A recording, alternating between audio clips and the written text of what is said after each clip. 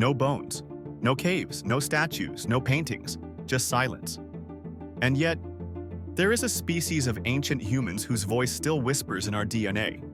They're called Denisovans, ghost humans, shadow kin. They left behind almost nothing, except fragments, a fingertip, a tooth, and a mysterious bracelet carved from greenstone. But their legacy, it lives on, most powerfully, in us. They walked the same earth as we do, but on paths we never saw.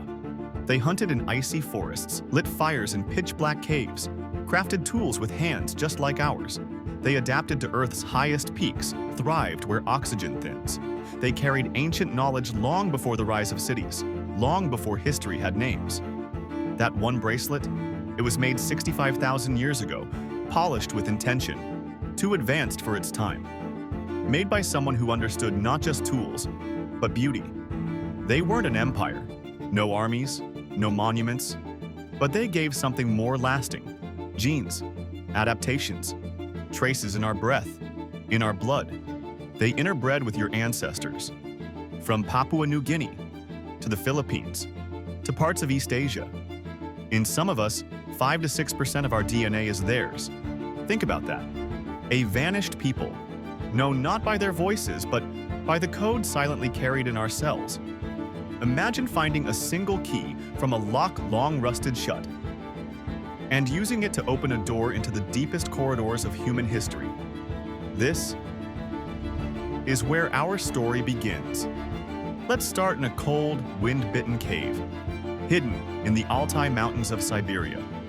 A place called Denisova Cave, where a sliver of bone the size of a peanut changed everything we thought we knew about being human. Picture this, a cold, echoing cave in Siberia's Altai Mountains. Wind howling past pine trees that have stood for thousands of years. Icicles drip slowly at the entrance, as if time itself is frozen here. It's 2008. No one suspects that human history is about to change. Because of a bone. Archaeologists from the Russian Academy of Sciences are digging through the dirt layers of Denisova Cave, a site long known to hold Neanderthal remains. They're cataloging tiny fragments, bits of charcoal, stone tools, animal bones, and then a technician pulls out a sliver, a child's finger bone, no longer than your thumbnail. A fragment so small most would have discarded it. But this one had something to say. It was 50,000 to 80,000 years old. The finger didn't match modern humans. It didn't match Neanderthals either. It was other. And then, 2 years later, from the same cave, a molar, massive, rounded, unlike any hominin tooth ever seen. It didn't belong to Homo sapiens. It didn't belong to Neanderthals. Yet it was undeniably human and ancient. The bones were shipped to Leipzig, Germany, to the Max Planck Institute for Evolutionary Anthropology. In a clean room, where even a single flake of modern skin could ruin the sample, scientists began their work. DNA was extracted from the mitochondria first. What came back stunned them. This was a completely unknown branch of the human family. Not a variant, not a deformity, but a distinct hominid, separated from both us and Neanderthals for over 400,000 years. They named them Denisovans, after the cave that cradled their bones in silence for millennia. And just like that, a ghost species was no longer myth or theory, but data. Their genome was sequenced in 2010, and what it revealed would rewrite the map of human ancestry. They were more than relatives, they were ancestors to many. From Melanesians to Southeast Asians, from Tibet to Oceania, people alive today carry Denisovan DNA. Some carry 2%, some nearly 6%. That's not just legacy, that's kinship, a child's bone, a molar in the dark, and a name carved not in stone, but in code. This is not just archaeology, this is resurrection. Denisovans didn't just exist, they thrived. Above the clouds, in deadly terrain, with jewelry, tools, and genes that still shape how we survive today. Imagine standing atop the Tibetan plateau, 14,000 feet above sea level. Air so thin, your lungs ache. Every breath feels like drowning in slow motion. Now imagine living there. No oxygen tanks, no Gore-Tex jackets, just you, bone tools, and instinct. This was Denisovan country? Long before humans built roads or altimeters, the Denisovans adapted to heights that would kill most of us. Their secret? Not a machine, not a trick, a gene. It's called EPAS1, a snippet of code that controls how your body handles oxygen. Today, it's found in Tibetans and sherpas, people whose blood doesn't thicken dangerously at high altitudes. Tibetans didn't evolve it on their own. They inherited it from Denisovans. This genetic gift dates back around 50,000 years and likely came from interbreeding on the roof of the world. Without EPAS1, mountain life would be a death sentence. With it, survival becomes second nature. But Denisovans weren't just walking genomes, they were thinkers, makers, crafters. At Baishia Karst Cave on the Tibetan plateau, archaeologists found a jawbone, massive, ancient, distinctly Denisovan.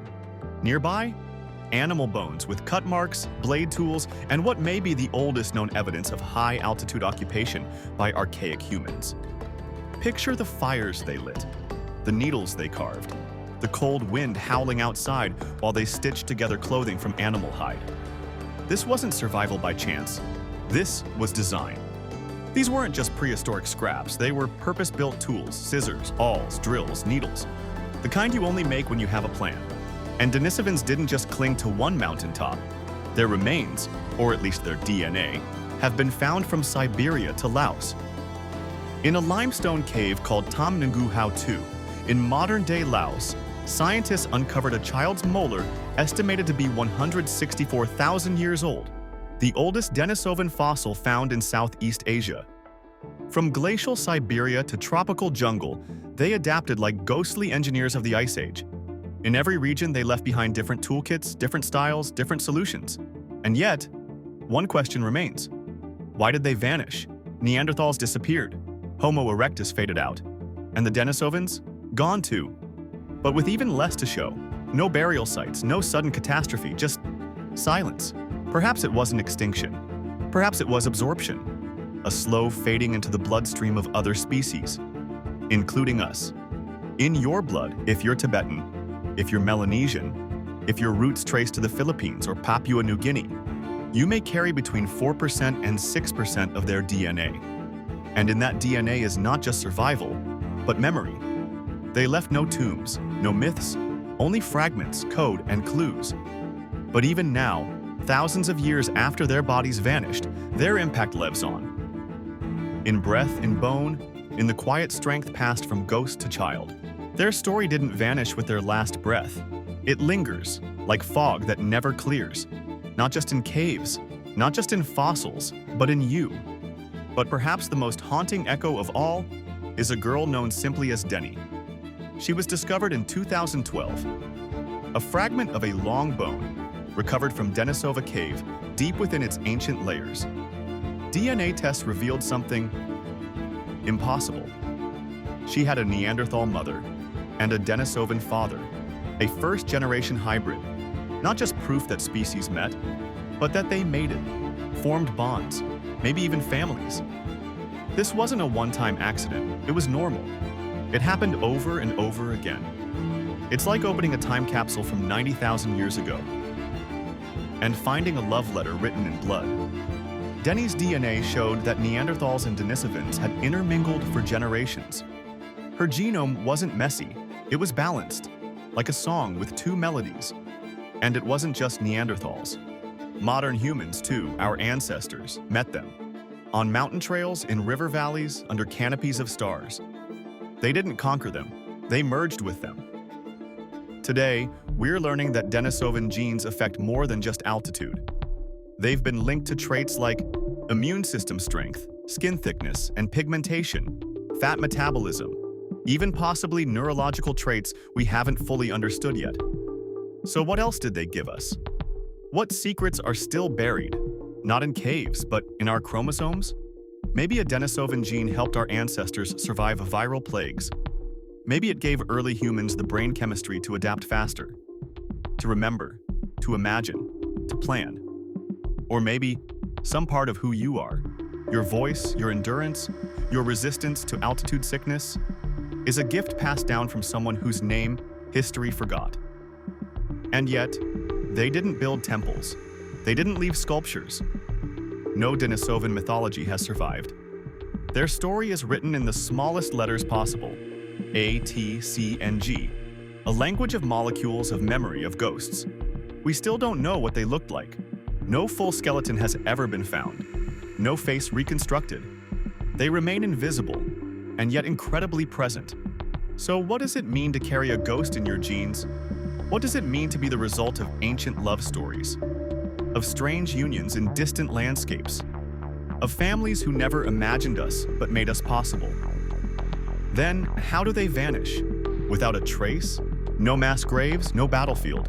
No soot-stained ruins, just absence. For a species that adapted to both glaciers and jungles, that thrived in mountains and rainforests, their end came not with fire, but with a fading breath. So what happened to the Denisovans? Was it nature or was it us? Roughly 40,000 to 50,000 years ago, Earth's climate began to shift again. Glaciers expanded, forests thinned, the rich hunting grounds of Siberia turned to cold deserts. Denisovans, already living in small, scattered populations, may have found themselves trapped, isolated, cut off from each other. Survival wasn't just about strength anymore. It was about mobility, communication, and numbers. And then came the newcomers, Homo sapiens, armed with long-range weapons, with language complex enough to organize, to plan, to pass on ideas. With symbolic thought, rituals, art, myth, we didn't fight them. We didn't have to. We simply outlasted them. Like a slow tide erasing footprints in the sand, we moved into their territories. And they faded. But there's another possibility, one that's less violent, more haunting.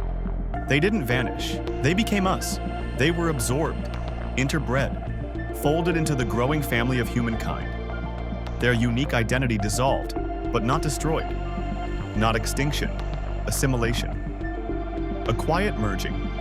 Studies show that modern humans in Oceania, Southeast Asia, and even parts of China and Tibet carry Denisovan genes that influence oxygen regulation, immune response, skin adaptation, and possibly neurological development.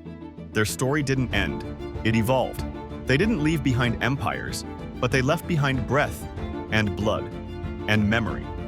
So maybe they didn't fail. Maybe they chose love over war, family over legacy. Maybe their real success was giving us a chance to survive where they could not. Still, it's a strange kind of immortality, to shape the future, only to be forgotten by it.